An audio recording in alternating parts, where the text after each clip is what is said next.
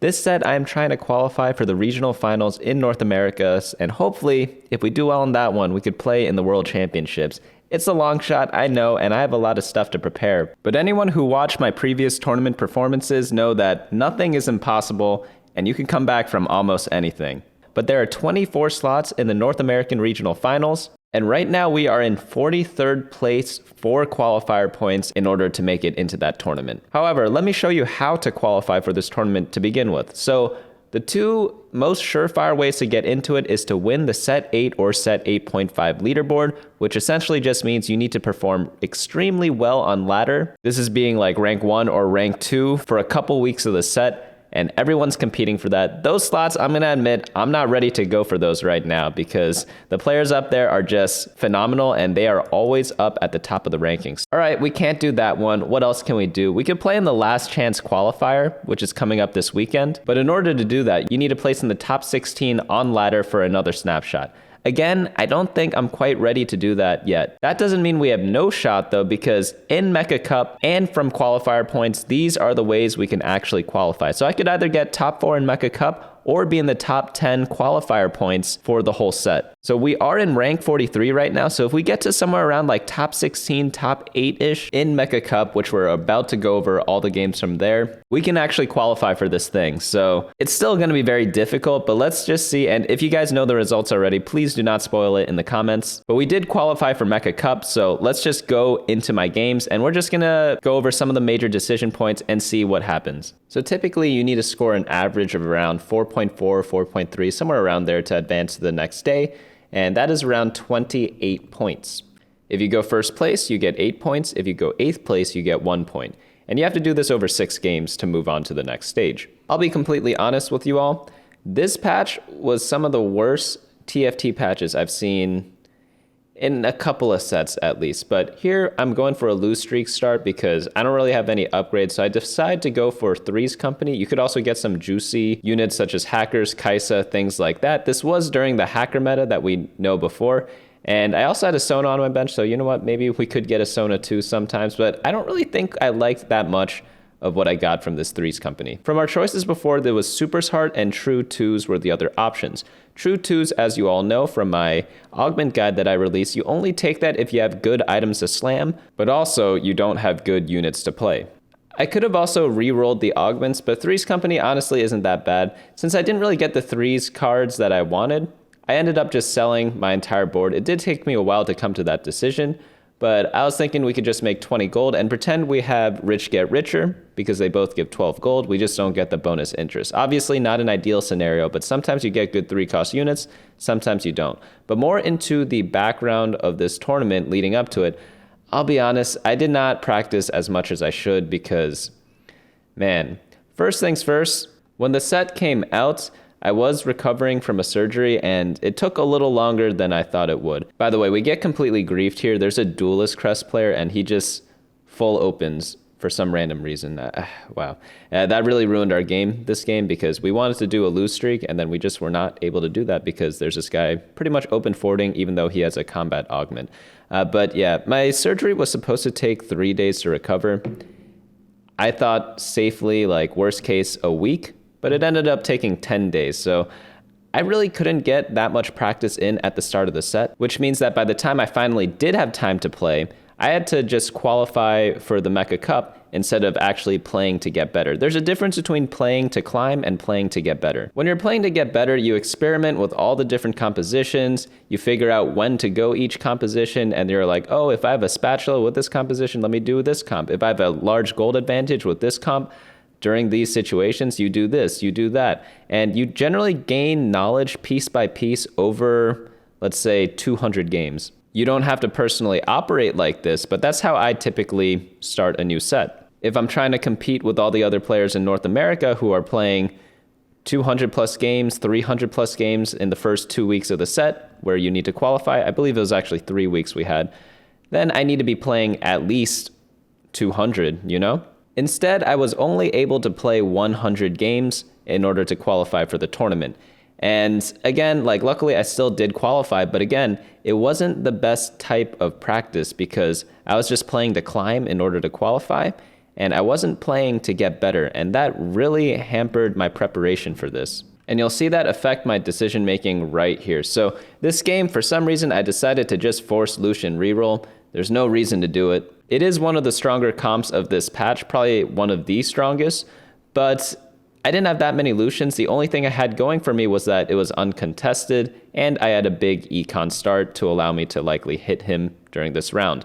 However, again, because I wasn't prepared, I was tunneling myself into this. I wasn't actually playing the game. I was just hoping that I would get lucky, which sometimes works out, but oftentimes it's not what you actually want to do. So here you see me rolling down to 30 as I normally do, even though I don't have like that many copies of Lucian despite the amount of times I rolled, which means like probably I should have just adapted or just went into something else. I could have played literally any ability power comp because look at my items. I have like blue buff or Shojin. I have an Ionic Spark. I have a lot of different options here that I could kind of just use to play almost anything. Instead, because I didn't really practice on the patch because this patch was a hacker patch, it just wasn't that fun to play in, I was just like, let me just force Lucian and I don't really care. That was pretty much my attitude this game, and it really shows because this just wasn't a spot to play Lucian in. Combine that with the fact that we got our lose streak griefed in stage 2, by a duelist player, and then right here we get a 3-3-4 augment, which is probably one of the worst combinations for a Lucian build. I end up taking the Viego augment, the one that gives healing to the whole team. Probably not the best choice. I probably should have re-rolled maybe for the Kaisa augment, the support one, but despite all that, like this gives a lot of power to the enemy teams, not so much for me, and I actually believe I do try to re-roll for it pretty aggressively, and I don't see it. So I guess on the last roll, you could chance it for the Kaisa one. I need specifically the support one, and I decide not to take the risk. So I'm stuck here with bad augment, not many copies of my re-rolling champion, and by the time I do hit Lucian 3, which is on stage 4-1, I'm at 13 life. That's not very good in any sort of game, so obviously in this one, we just went 8th. Not the end of the world, though. We've been in this spot before. In fact, we've been in a worse spot. I've started a tournament going 8th twice, and then we still made it to the next round. So I still had my hopes a little bit high. Game number 2 is pretty interesting because we get a good Gadgettine start, and then as soon as the augment pops up, I see Gadgettine Heart. That is an insta-click because you want people to scout you, and then they'll be like, hey, he's going Gadgettine, let me not contest him. So perfectly fine. Unfortunately, I think no one actually scouts us. So we do get contested by one player, but I don't really blame the person for contesting because, again, Gadgettine Heart is one of the best augments in the game in this patch. So it's a no-brainer for both of us to pick this augment. And it is extremely powerful. You guys will see in this game right here. The reason why it was so good on this patch was because Hacker Gnar was very viable. And then the main power came from getting the 5 Gadgettine trait spike. Normally, it's very hard to get to 5 Gadgettine because you need to get Nunu in order to reach that, but with an augment such as Gadgettine Heart, you no longer need to hit Nunu. Obviously, you still want to hit Nunu, but it's no longer required to really activate the power spike of the comp. It turns a comp from S tier to S++ tier, essentially. Then, even though we are last pick on the carousel, we get Mini Nico, which is incredibly good for this team composition because we want Gnar 3. We end up getting a 5 streak during stage 2, so everything is working out perfectly for us. We also have a Belveth as an item holder for our Gnar, and we get really good items for Belveth. We have Titan's Resolve, and we have a Hextech Gunblade, both of which are really good for Gnar, because Gnar wants healing, and Titan's gives him a lot of stacks. So I go ahead and build that on the Belveth, just using her as a temporary item holder. Belveth very strong in the early parts of the game. She does fall off later, but you can see already this other person has LeBlanc 2, trying to go for the hacker build, so it is a little annoying, but we somehow even beat that with our janky team, and we are just preparing to hold on to all our Gadgettines, all our hackers, and go from there. Hopefully we're going to get a roll down on 3-2, preserve our win streak, hit an Gnar. We get incredible augments here. These are all 3 so good because Gadgettines love items. Ascension's really good for Gnar comp because the fights last an incredibly long time. And then Jeweled Lotus, people typically build Infinity Edge on Gnar, so this Jeweled Lotus really complements that. It saves you an extra item slot. So any of these 3 options are good. I think I ended up going for Ascension. And then here we go, we level up and we roll down a bit just for 1 copy of 1-star Gnar. We end up getting Pike 2, we roll down a bit. However, you guys know how it goes sometimes, for me at least. Sometimes you just don't hit. So I'm looking. I get 2 Belveths for some reason, but I don't really see a Gnar, and I kind of want to preserve my win streak. I end up hackering Belveth. I don't know if it actually does anything, but we get a great item. Hand of Justice, very solid. We're against a Oxforce player, I guess. Is this Oxforce Duelist or something? No, it just looks like Oxforce, waiting for Twisted Fate items. And yeah, Belveth's still doing pretty decent work. We do have the hackers in. They're not like that leveled up or anything, but this Poppy is still doing a lot of work in terms of tanking and damage from the Sunfire. The Shen giving her defender, very beautiful there. We almost do get a 5 streak. You guys can see at the top we've won 4 games in a row, or 9 games in a row, that is. But we face someone with Belveth 2, Morgana 2, Vi 2, Riven 2, Blitzcrank 2, Rammus 2 for some reason. His whole entire board is just super upgraded. So our streak does come to an end, unfortunately. I'll be honest, this fight was honestly like decently close if you're looking at it. It's nothing like, obviously we are going to lose this, but it was only like a couple unit loss, you know, considering how strong this person's team was.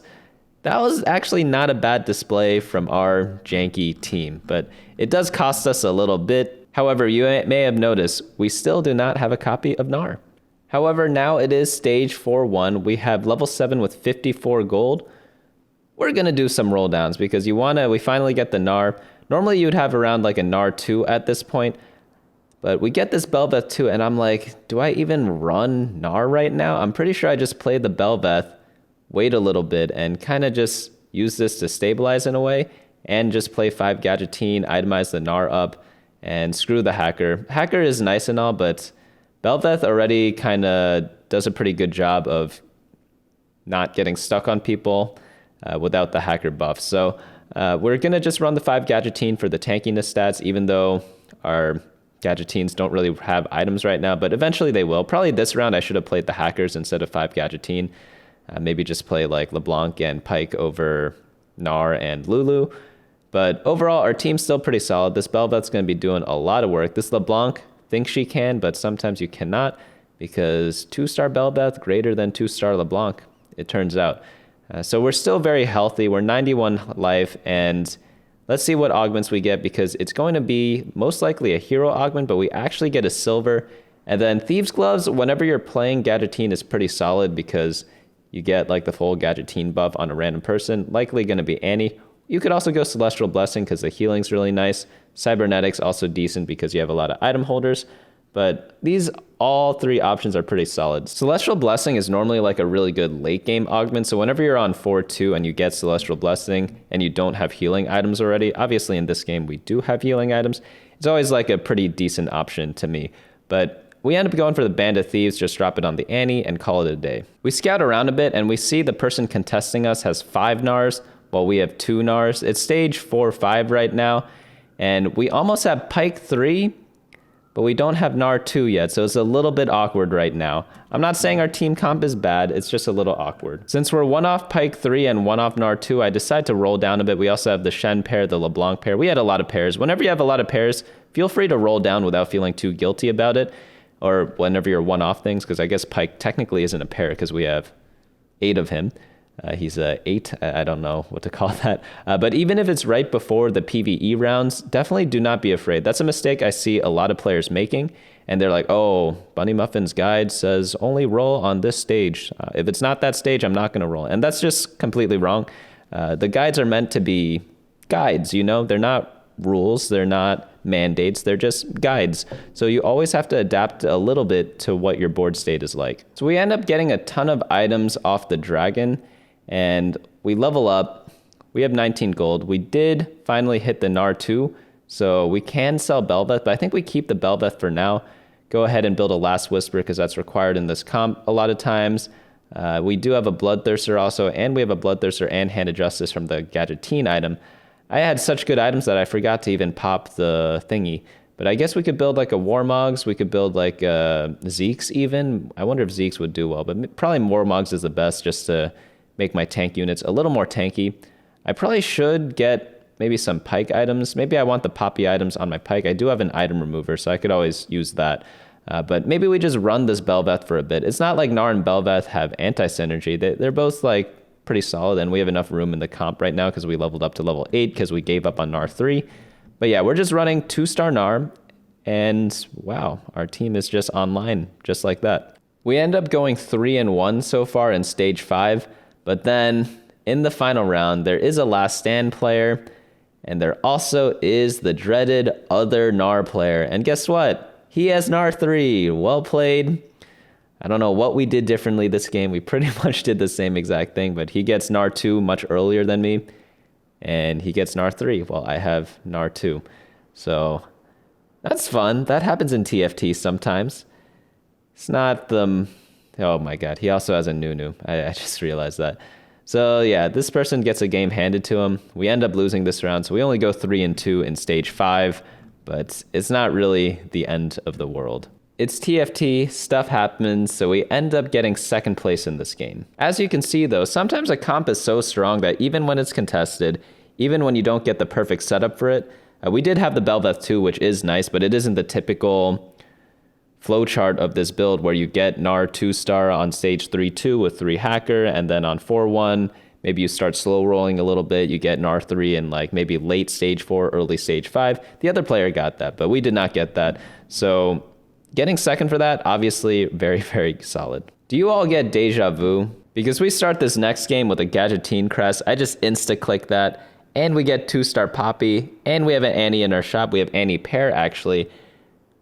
This is one of the perfect starts, again, for the Gadgeteen comp. And again, it is that powerful. We end up winning the first 4 rounds, but in the last round, we have a pretty solid team up.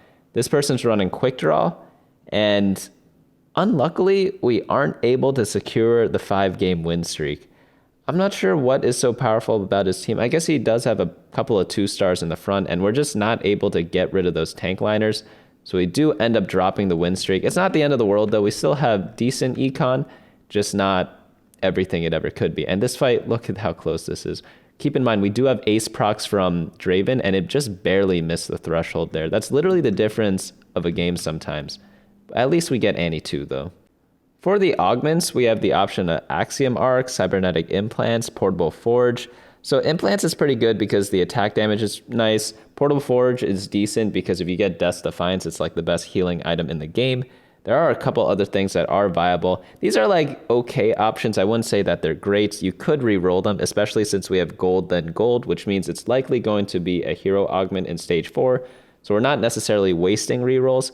It's not that any of these are bad, but sometimes you could chance it to get something better. I opt to settle for the implants though.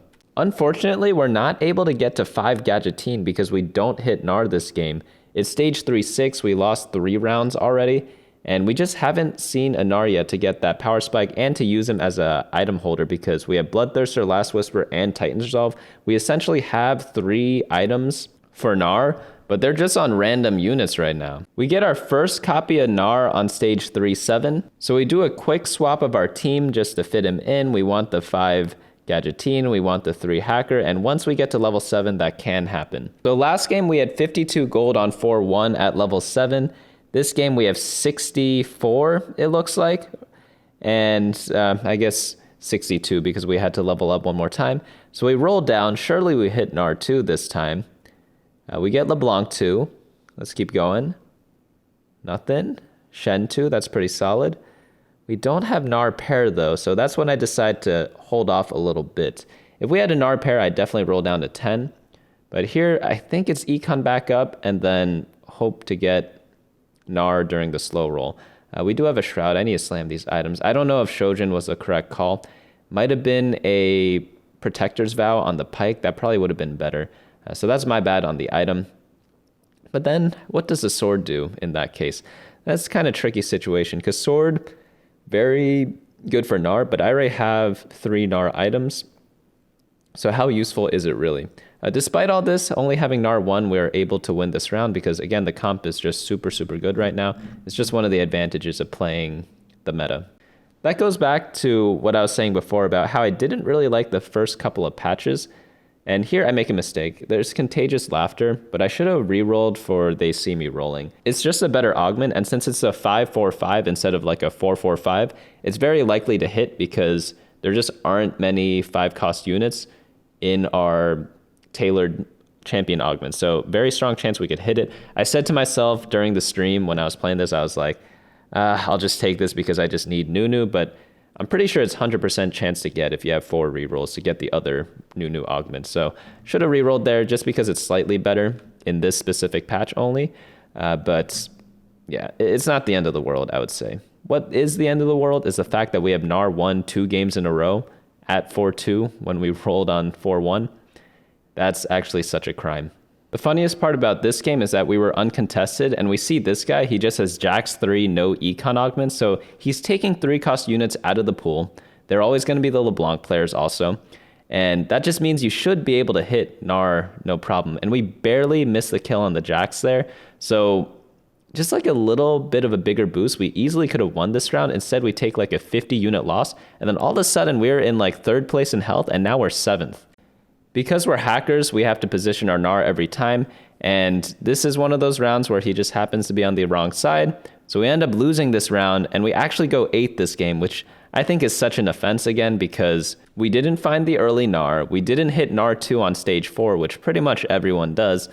So I see people hitting it on 3-2 when they roll down on 3-2. And then we just go 8th this game by 1 HP. That's such an offense to me. The start of the next game is pretty funny. Let's go into the in-game audio. We haven't done that yet this video. A lot of 2 stars. It is a good thing, but they have no synergies. Maybe we get this and then we get built different or something. So we have 2-star Kale, 2-star Pantheon. And then I was saying, what if we get built different? And then on the augment right there, we just get built different. So I'm like, all right, it's gold build different. It's not the best augment, but in this specific setup, it might not be bad because Kale and Pantheon don't have synergies, right? So it's one way to use them in the early game. And surely enough, we end up taking build different. We build a static Shiv. It's not the best setup in the world or anything, but it's okay. It's good in the early game, but bad in the late game because you typically want to play around like Samira or something like that. But we did go a perfect 5-0, all thanks to build different. And that's exactly what you want to do with it. So instead of playing around Samira, I was like, what if we played around Misfortune? Because we have the static Shiv already. I end up building a Shojin and pretty much just go from there. We could use a Negatron Cloak as like a Garen item or something like that. But getting a 5 streak, you can't really ask much more from an augment, right? That's already good enough. So I was feeling pretty confident about this game. However, I've noticed a pattern so far this tournament, and it's the fact that sometimes a lot of the augments have screwed us over. In the Lucian game, we had the 4-cost augment on 3-2.